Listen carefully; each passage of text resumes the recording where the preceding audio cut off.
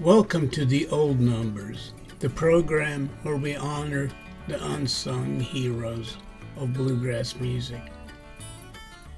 I'm your host, Jan Johansson.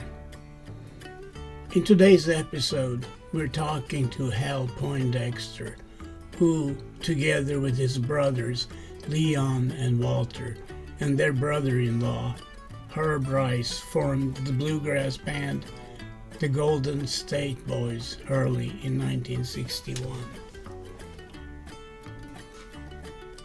I've been familiar with the name Hal Poindexter for a very long time. One area of our music that has fascinated me is the late 50s and early 60s bluegrass scene in the LA area. Actually, my early albums were mostly by California-based artists like the Kentucky Colonels, the Dillards, Country Gazette, and in particular, guitarist Clarence White. One of my favorite musicians, Tony Rice, grew up in LA from age 4.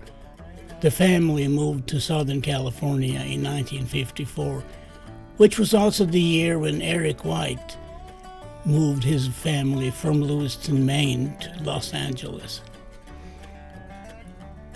I was an avid reader of whatever bluegrass publications were available. Liner notes, Bluegrass Unlimited magazines, Frets magazines.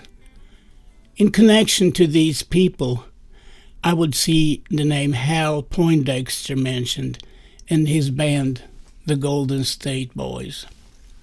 Around New Year's, I talked to my friend, Dobro legend Frank Poindexter, who is Hal's brother, and he informed me that Hal, now 86 years old, is in good shape and still has a very sharp mind.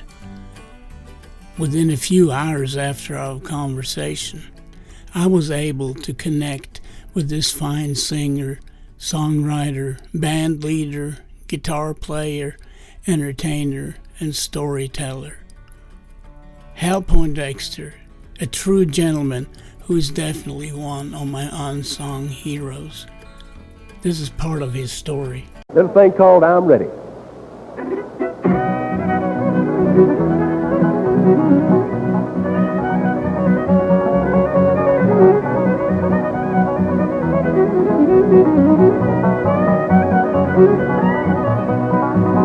In the darkest of night, not a star was in sight. On the highway leads down below.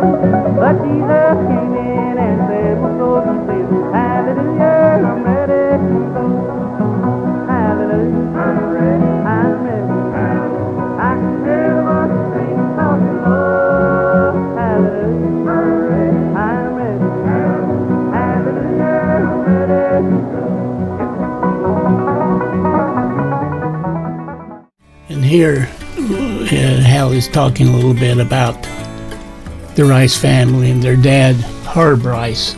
Yeah, their daddy, Herb Rice, married my oldest sister, Louise.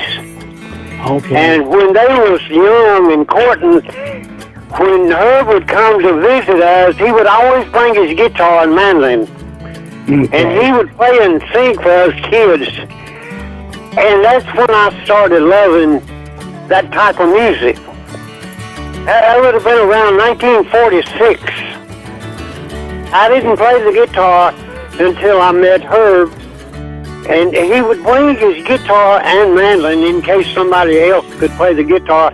So I started learning guitar in 1946, so I could play with Herb and he could play the mandolin, and that's how it turned out. We used to do some duets together. Here's Hal and the Golden State Boys doing their rendition of Pain in My Heart, written by Larry Richardson and Bobby Osborne.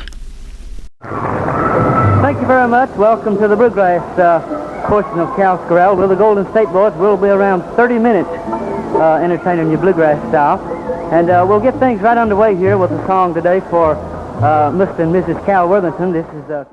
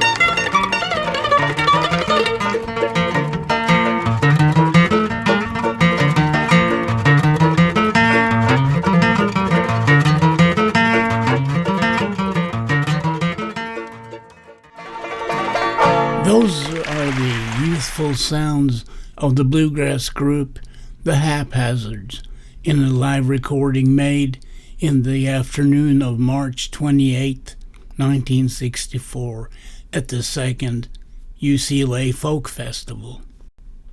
The Haphazards was a four-piece band consisting of Hal's nephews, Larry, Tony, and Ronnie Rice, and banjo player Andy Evans. Another band featured that weekend was the Kentucky Colonels, formerly known as the Country Boys. Something a little different.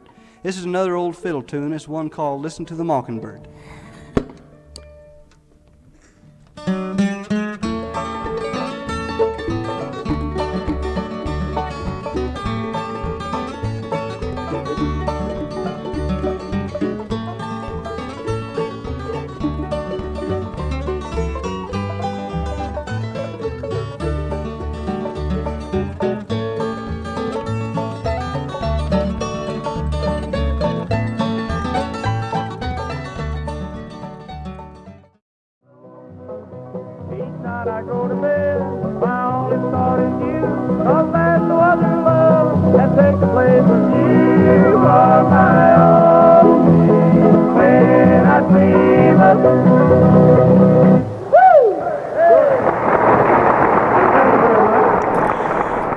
I hope you have enjoyed this episode of The Old Numbers, the arena where we pay tribute to the unsung heroes of bluegrass music.